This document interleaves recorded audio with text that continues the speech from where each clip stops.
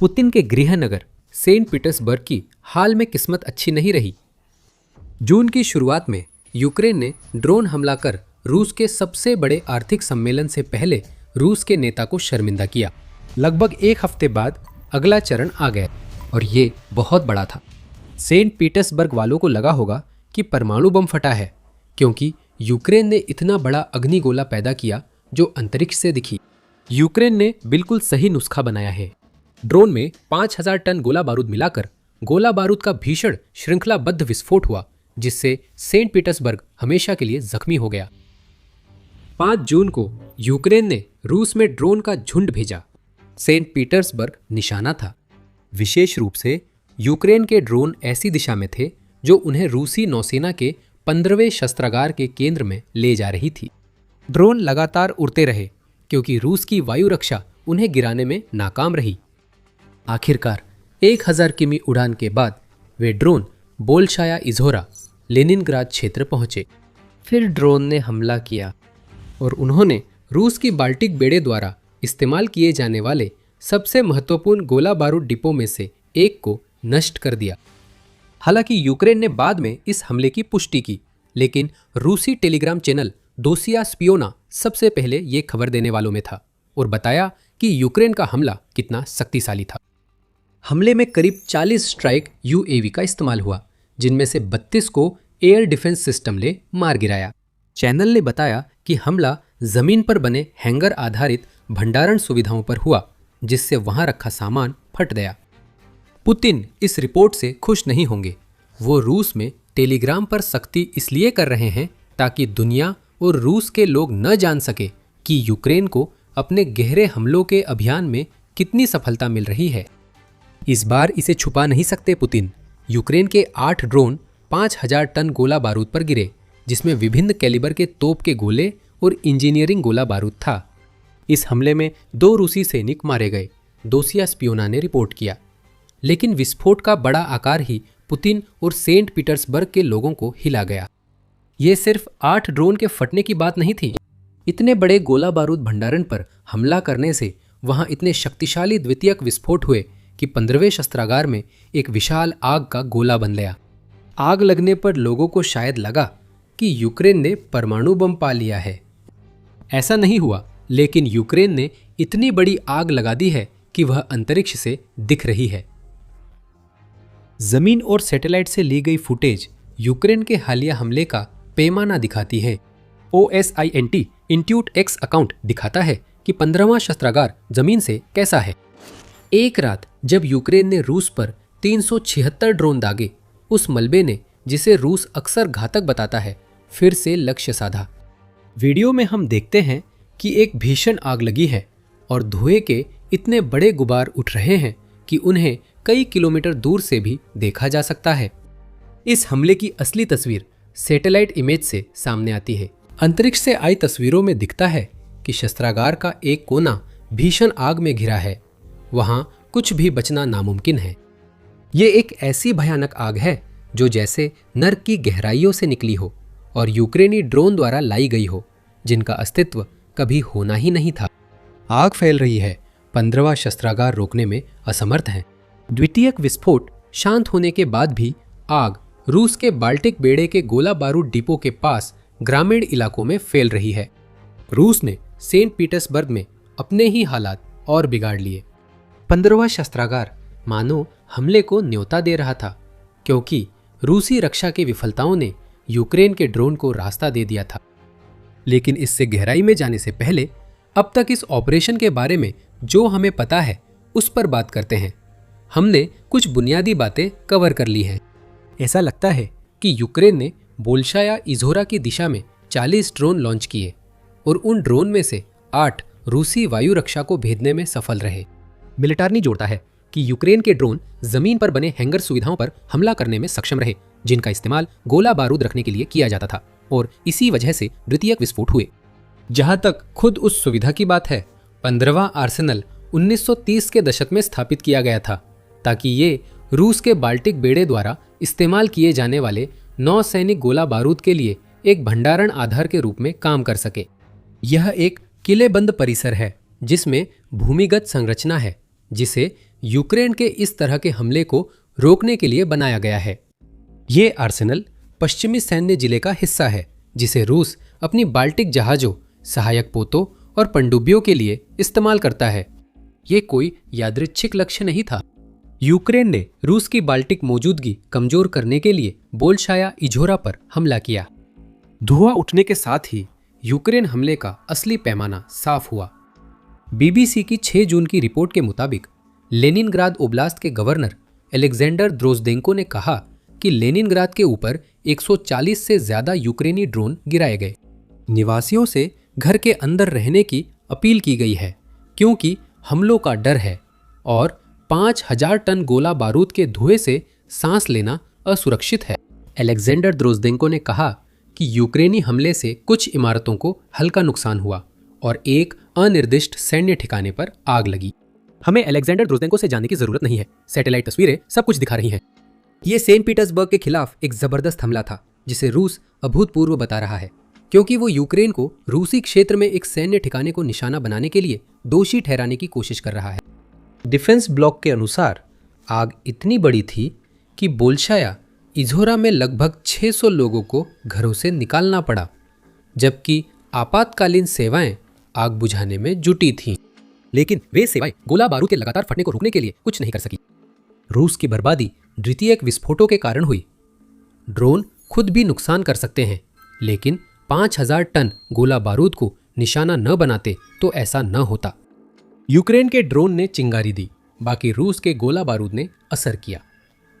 द्वितीयक विस्फोटों से आग लगी और धातु के टुकड़े उड़ने लगे, जिससे दबाव बढ़ा और भी विस्फोट हुए। आग को बुझाना तब तक असंभव था जब तक द्वितीयक विस्फोट खत्म नहीं हुए। रूस केवल देख सकता था, इंतजार कर सकता था और यही उम्मीद कर सकता था कि उसका अपना गोला बारूद जल्द ही फटना बंद कर दे, जितनी जल्दी हो सके। तो रूस ने एक ही जगह पर 5000 टन गोला बारूद जमा करके अपने ही लिए मुसीबत खड़ी कर ली। लेकिन बात इससे भी बदतर हो जाती है। हमने आपको पहले बताया था कि इस हमले को होने देने के लिए रूस उतना ही जिम्मेदार है जितना यूक्रेन इसे आयोजित करने और अंजाम देने के लिए जिम्मेदार है। हमारा मतलब यही था। रूस पूरी तरह से उस गोला बारूद की रक्षा करने में नाकाम रहा जिसे यूक्रेन ने नष्ट कर दिया। जिन भूमिगत सुविधाओं का हमने जिक्र किया था उनका इस्तेमाल ही नहीं किया गया। एक ऐसा लक्ष्य जिसे मारने के लिए बंकर बस्टर की जरूरत पड़ती। अगर रूस अपने भंडारण को लेकर समझदारी दिखाता, उसे खुले में छोड़ दिया गया था, मानो यूक्रेन के ड्रोन को आकर हमला करने का न्योता दे रहा हो। सैटेलाइट तस्वीरों से पता चलता है कि रूस ने गोला बारूद को जमीन के ऊपर रखने के बाद भी सुरक्षा के लिए जरूरी कदम नहीं उठाए। शस्त्रागार की इमारतों के चारों ओर मिट्टी के सुरक्षात्मक बांध नहीं थे। ये मिट्टी के बांध शायद यूक्रेन के ड्रोन को रोक सकती थी, और अगर वे नहीं भी रोक पाती तो भी इनका पूरा मकसद भंडारण सुविधाओं के बीच बाधा बनना ही होता है।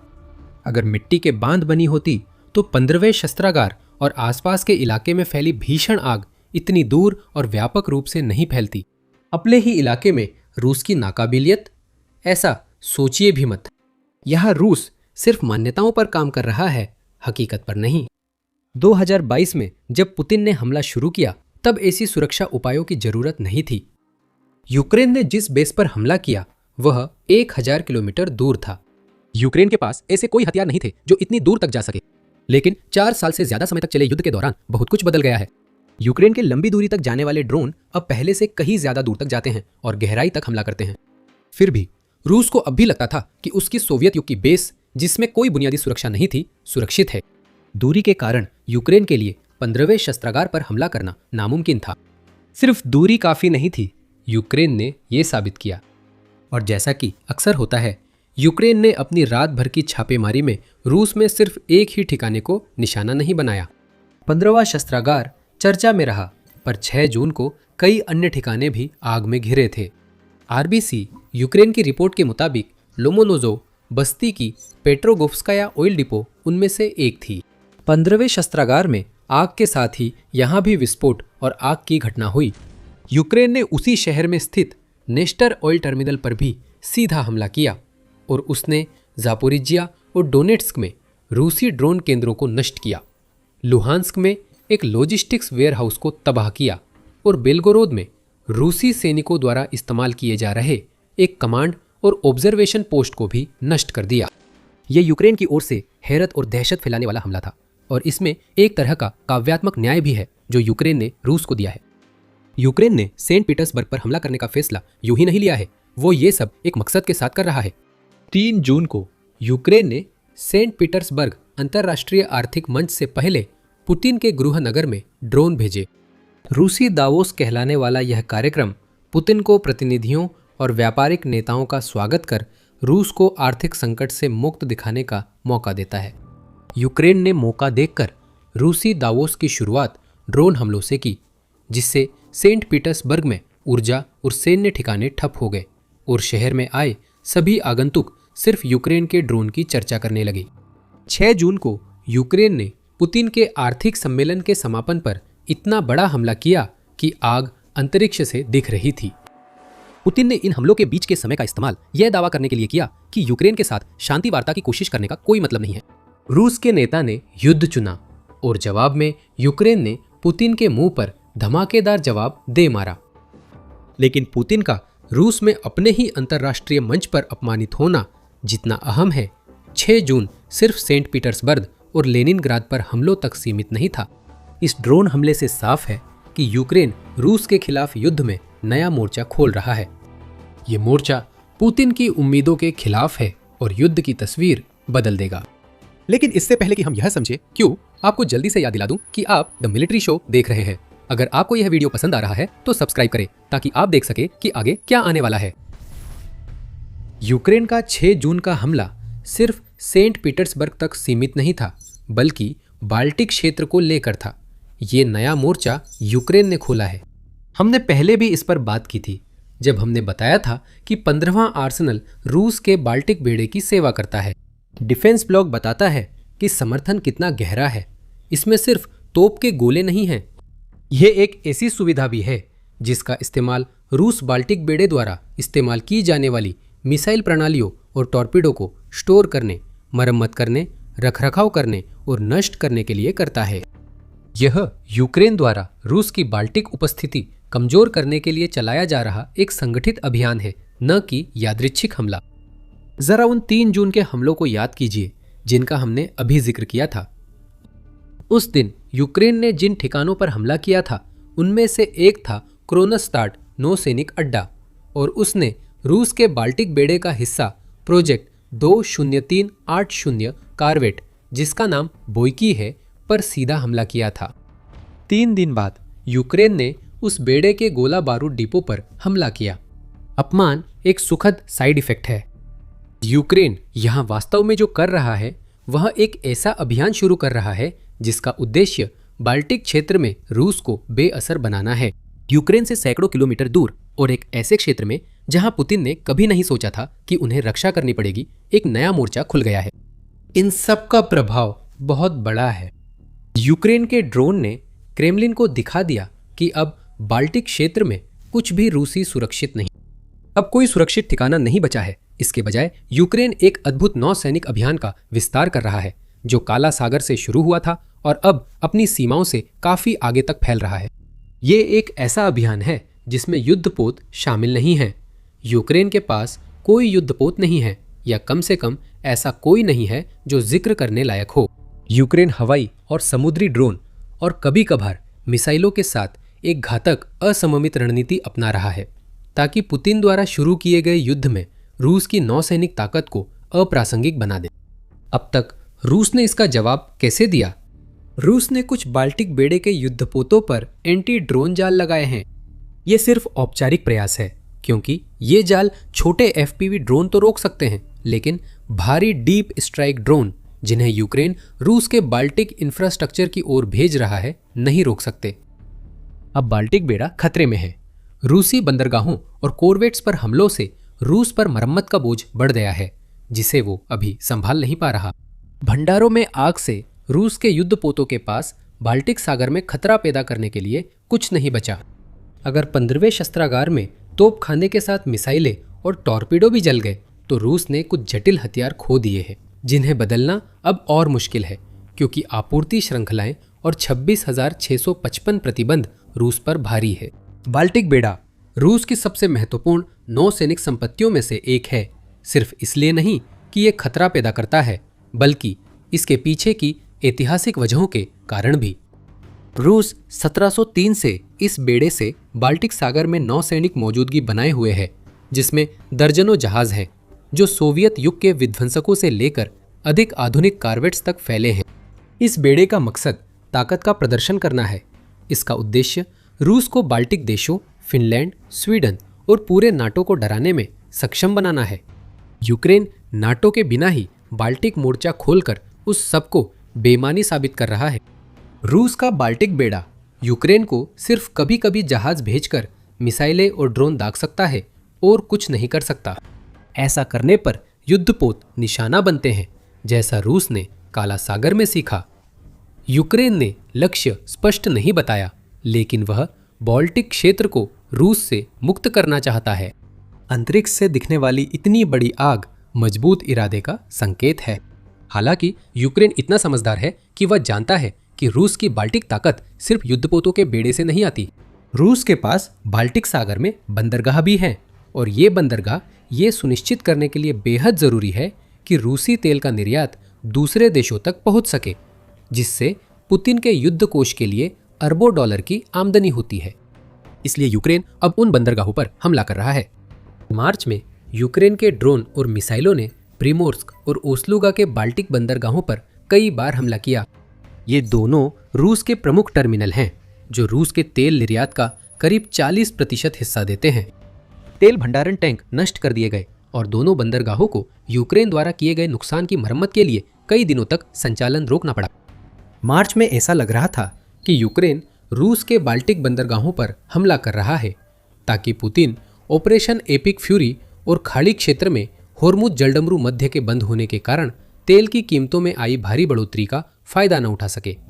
लेकिन अब ये हमले एक बहुत बड़े अभियान की शुरुआत की तरह लग रहे हैं, जो रूस की सभी बाल्टिक संपत्तियों को अपनी चपेट में लेने वाला है। अब बाल्टिक क्षेत्र में यूक्रेन के ड्रोन खुली छूट मिल गई है। 15वें शस्त्रागार में गोला बारूद की भीषण आग और लगातार विस्फोट शायद उन गहरे अंदर तक किए गए हमलों की लंबी श्रृंखला की ताज़ा कड़ी है, जो पुतिन की शुरू की हुई जंग को फिर उनके गृहनगर तक ले आए हैं। पुतिन को अब साफ दिख रहा है कि रूस यूक्रेन की लंबी दूरी की मारक रणनीति को नहीं झेल सकता। ड्रोन का 1000 किलोमीटर दूर उड़कर सटीक हमला करना पहले कभी सोचा नहीं गया था। यह यूक्रेन द्वारा जरूरी हथियारों के विकास में समय, ऊर्जा और पैसा लगाने का नतीजा है, जिससे रूस को उस जंग का दर्द महसूस हो सके जिसे पुतिन ने शुरू किया था। यूक्रेन की लंबी दूरी की रणनीति बदल गई है। जो कभी छिटपुट हमले हुआ करते थे, वे अब एक लगातार चलने वाले अभियान में बदल गए हैं, जिसमें यूक्रेन पूरे शहरों पर महीनों तक बार बार हमला करता है। हम सेंट पीटर्सबर्ग और लेनिनग्राद क्षेत्र में देख रहे हैं कि हाल के महीनों में यूक्रेन ने तेल रिफाइनरियों, बंदरगाहों और गोला बारूद डिपो में बड़े बड़े धधकते गड्ढे बना दिए हैं। यूक्रेन का मुख्य उद्देश्य रूस की अर्थव्यवस्था और पुतिन की युद्ध मशीन को कमजोर करना है। यह सफल हो रहा है। रूस का वसंत हमला विफल रहा, जिससे पुतिन को हर महीने 30,000 से ज्यादा सैनिकों का नुकसान हुआ, जबकि क्षेत्रीय लाभ बहुत कम मिला। यह कोई संयोग नहीं है, ये सीधे तौर पर उन हमलों का नतीजा है जो हमने 6 जून को देखे थे। और 2 चीजें हैं जो इस पहले से ही खराब स्थिति को लेकर पुतिन के लिए एक बुरे सपने में बदल देती हैं। रूस यूक्रेन को रोक नहीं सकता और आगे बहुत कुछ होगा। रूस का विशाल आकार, जो उसकी ताकत था, अब उसकी कमजोरी बन गया है। एक विशाल भूभाग जिसने इतनी सारी जमीनी सेनाओं को रोक दिया था, वो यूक्रेन के ड्रोन और मिसाइलों को उनके लक्ष्यों तक पहुंचने से रोकने के लिए कुछ भी नहीं कर सकता। रूस अपनी वायु रक्षा को लगातार दबाव में पाता है और यूक्रेन को रोकने में असफल है। 6 जून को देखा गया कि 40 में से सिर्फ 8 ड्रोन रूस के 15वें शस्त्रागार को नष्ट करने के लिए काफी थे। रूस की वायु रक्षा सफल होते हुए भी वो अपने क्षेत्र में घुस रहे मानव रहित हवाई वाहनों को पूरी तरह नहीं रोक पा रही है। सटीक हमलों ने जमीनी आक्रमण की जगह ले ली है। रूस के पास इसका कोई जवाब नहीं है। आने वाले समय के बारे में हमारे पास यूक्रेनी राष्ट्रपति वोलोदिमीर ज़ेलेंस्की से एक छोटा सा संकेत है। मई के मध्य में ज़ेलेंस्की ने खुलासा किया था कि उन्होंने जून में रूस के खिलाफ यूक्रेन के गहराई तक किए जाने वाले हमलों के लिए एक पूरी योजना को मंजूरी दे दी है। कुछ भी यादृच्छिक नहीं, सब कुछ गहराई से सोचा और तैयार किया गया है। इसी वजह से यूक्रेन के हमले सफल होते हैं और यही कारण है कि पुतिन हर रात अपने बंकर में छुपकर डरते रहते हैं। यूक्रेन ने एक हफ्ते से कम समय में सेंट पीटर्सबर्ग की अहम नौसैनिक संपत्तियां नष्ट की हैं। एक महीने तक लंबी दूरी के हमलों की योजना बनी है। रूस बस अंदाजा लगा सकता है कि यूक्रेन अगला हमला किस पर करेगा। रूस की बाल्टिक स्थिति खतरे में है और अब पुतिन को सिर्फ यूक्रेन की नहीं, अन्य चिंताओं की भी फिक्र करनी होगी। रूस से निपटने के लिए नाटो बाल्टिक में अपनी मौजूदगी बढ़ा रहा है और पूर्वी सीमा को रूसी जमीनी बलों के लिए एक किलेबंद मारक क्षेत्र बना रहा है। ये सिर्फ शुरुआत है। नाटो अब अपनी पूर्वी सीमा को अधिक गंभीरता से ले रहा है और नई कमान संरचनाएं लागू कर रहा है। और अधिक जानने के लिए हमारा वीडियो देखें। अगर आपको ये वीडियो पसंद आया हो तो सब्सक्राइब करें ताकि द मिलिट्री शो की अगली वीडियो आप मिस न करें। और हमेशा की तरह देखने के लिए धन्यवाद।